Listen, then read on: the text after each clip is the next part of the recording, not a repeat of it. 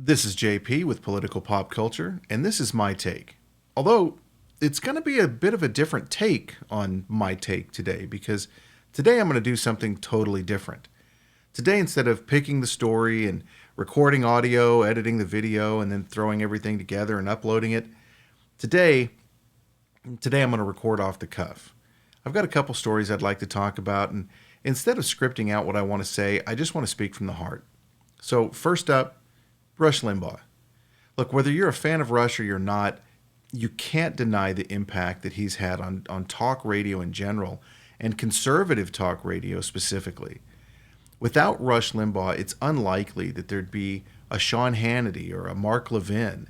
It's unlikely there'd be a Laura Ingraham or an Andrew Wilkow, and on and on and on and on. I can tell you with 100% certainty, if it were not for Rush Limbaugh, you would not be hearing my voice right now. You wouldn't hear my take. You wouldn't hear the Political Pop Culture podcast with myself and Irvin the Millennial. We wouldn't be here. We are here today because of the heavy lifting that Rush Limbaugh has done in the industry for the last 35 years. Rush Limbaugh is the godfather of conservative talk. Now, as everybody knows, Rush was diagnosed with advanced lung cancer in 2020. And Rush has been open about his diagnosis, his prognosis, and how he is, as he said it, an expiration date.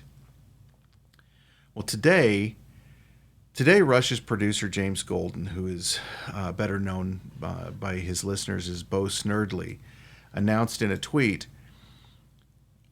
"Our prayers are with Rush as he continues to fight the illness he has been afflicted with. We are still praying for a remission. Today, at Ken Matthews will fill in for Rush. Thanks for all of your prayers, kind words, and wishes for our Rush. God bless you."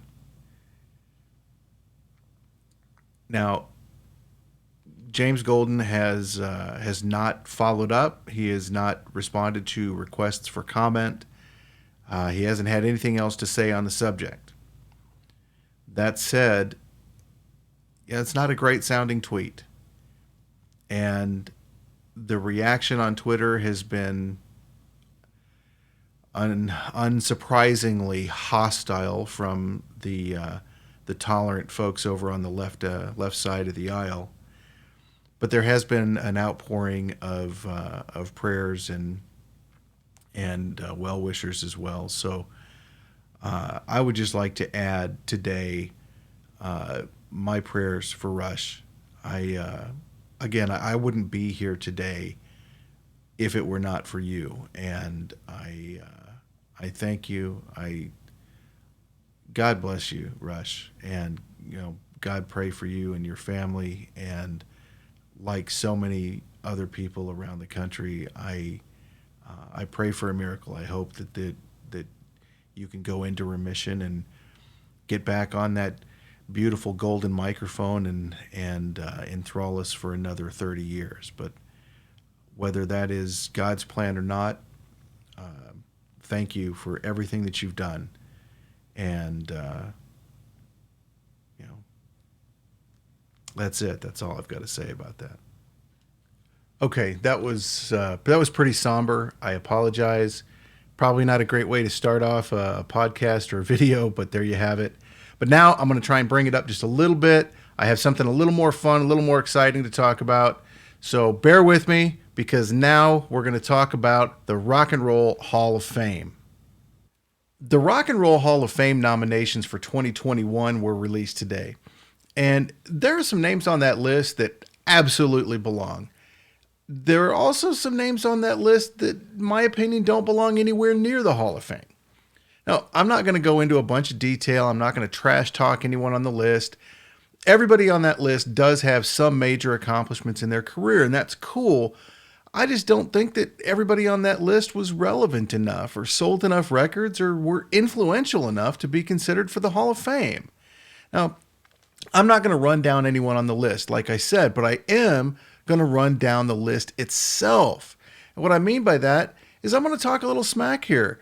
That list is ridiculous because once again, there's a name that's missing. It's a name that should have been included on that list years ago, and it's ridiculous that again, 2021, there is still no nomination for Pat Benatar. Seriously, how can you call this the Rock and Roll Hall of Fame and not include Pat Benatar? Pat Benatar had 7 platinum or multi-platinum albums in the US alone. I mean, come on. Heartbreaker, We Live for Love, Hit Me With Your Best Shot, Fire and Ice, Love is a Battlefield, We Belong, Invincible. How many more? Come on. You can't run an 80s playlist without including Pat Benatar on it. And she's been snubbed year after year after year. And here we are again. No nomination for one of the greatest women in the business. It's not just me who thinks so, by the way. Twitter was losing their collective minds over Benatar again getting passed over this morning. Not to take away anything from somebody like Joan Jett. Look, I adore Joan Jett. Seriously, I love Joan Jett. I own every album she's ever put out.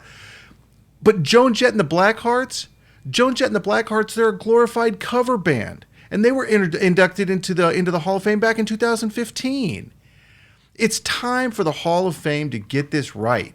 Pat Benatar needs to go into the Rock and Roll Hall of Fame 2022. Say it with me. Pat Benatar for the Hall of Fame. That's my take. I hope you liked it. Let me know your take in the comments. Also, be sure to join the cult at Pol Pop Cults on Facebook, Twitter, Instagram, and Rumble. Thanks for listening.